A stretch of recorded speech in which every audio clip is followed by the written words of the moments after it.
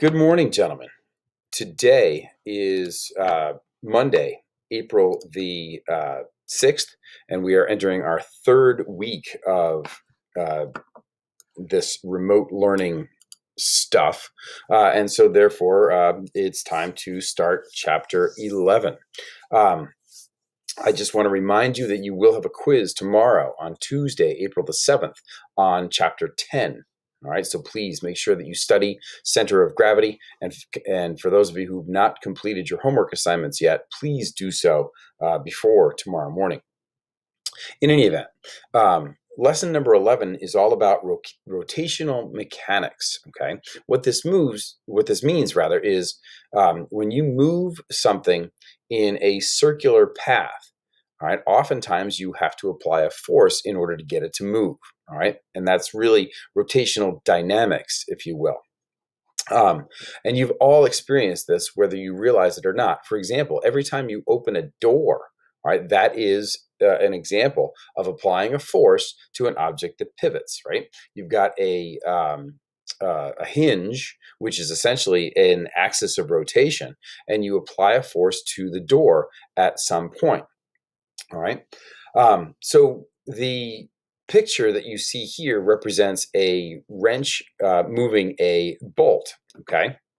And so if you apply a force to the wrench in this direction, right? We've got two different forces here, FA or FB, depending on where you grip the wrench. But what that's going to do is it's going to cause the bolt to move in a circular path, right? In this case, counterclockwise around the axis of rotation right here, okay? So when you apply a force to an object and it rotates, the force or that phenomenon is called a torque, and that's the subject of section 11.1. Now, torque is produced when a force is applied with leverage. Okay, so that's the key here. All right. Now, there's a couple of things that you should be aware of in terms of applying torques to a wrench or a door or that sort of thing. So that's what we're going to talk about now. In terms, think about it, let's pretend for a second that I know this isn't a door, but let's pretend it's a door. If this is the hinge, all right, and you've got the length of the door and you're looking at it from the top, so you're, hanging out on the ceiling and you're looking down, all right. If someone pushes the door right here, they're going to have a more difficult time moving that door than if they pushed it right here, all right. That's leverage, okay. Where do you think about where you put the handle on a door? All right, or the doorknob on a door? You put it as far away from the hinge as is reasonably possible. All right. If here's the hinge and here's the door, you don't you put the doorknob here, right? And you literally grab the doorknob and push, this way, right? So that the door moves toward the top of the page. All right. Very seldom do you see a doorknob in the middle of the door, and you almost never see a doorknob right there, right? Because if you push right here, you have no leverage. If you push on the other end, you have a great deal of leverage.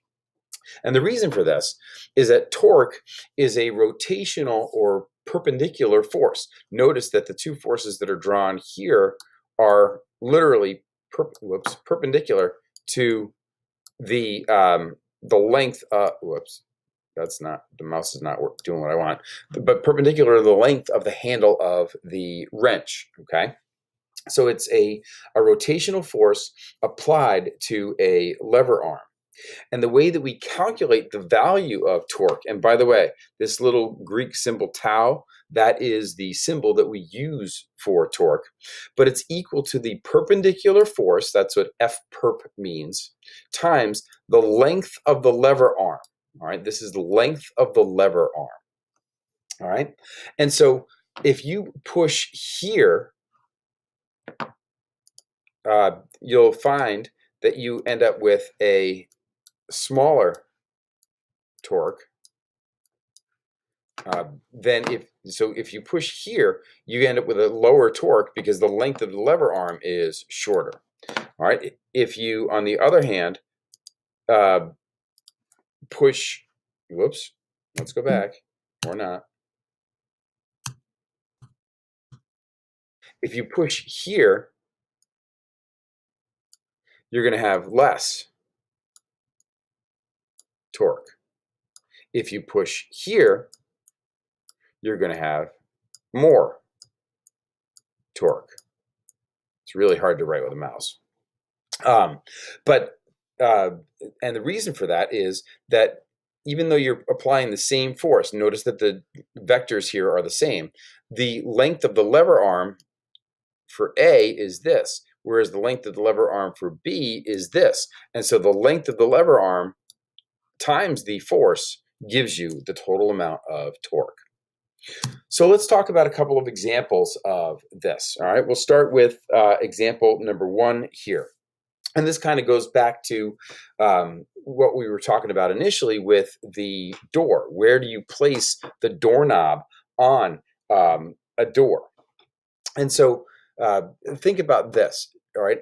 Again, do you put a doorknob right next to the hinge? The answer is generally no. All right, you don't. You put the doorknob as far away from the hinge as you possibly can. Why do you do this? Well, you do it to make sure that you can maximize the amount of torque that you actually get out of the force that you apply. You don't want to have to really push on the door. Do yourself a little experiment here, okay? Get a free swinging door, go to a free swinging door and push on that door where the handle is, where the doorknob is, okay?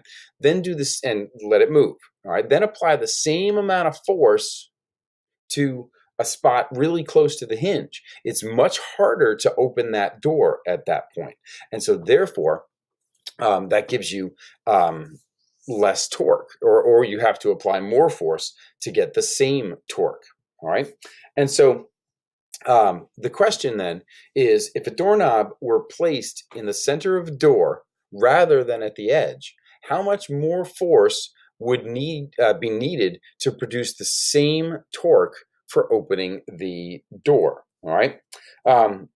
The answer is it would require twice as much torque, because if, again, this is the hinge and this is the door, all right, if you push here, your lever arm is twice as great. If you push here, your lever arm is only half as much. And so in order to put the doorknob here, you would require twice the force to open the door, okay?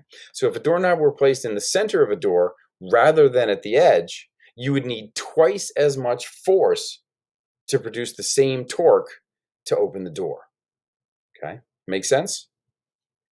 All right.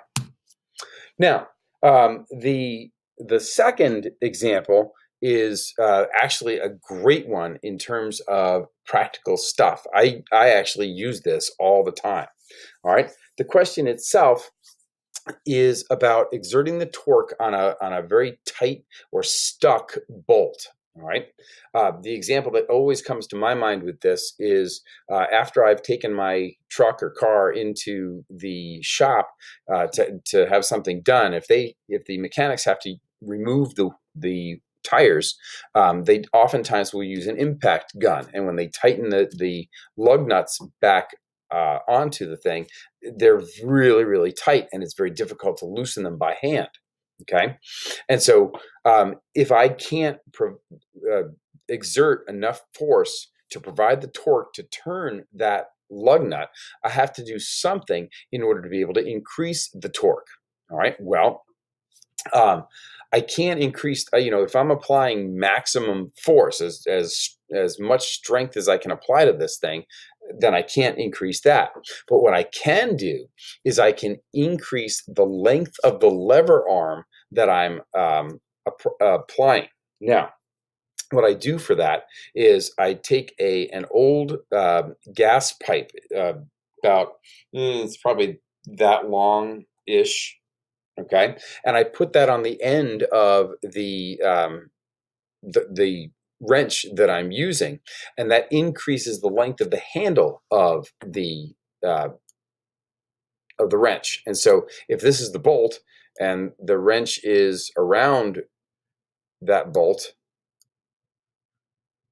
okay, what I do is I put the pipe on the end of it and extend the pipe, and now I can push here instead of here in order to apply a torque.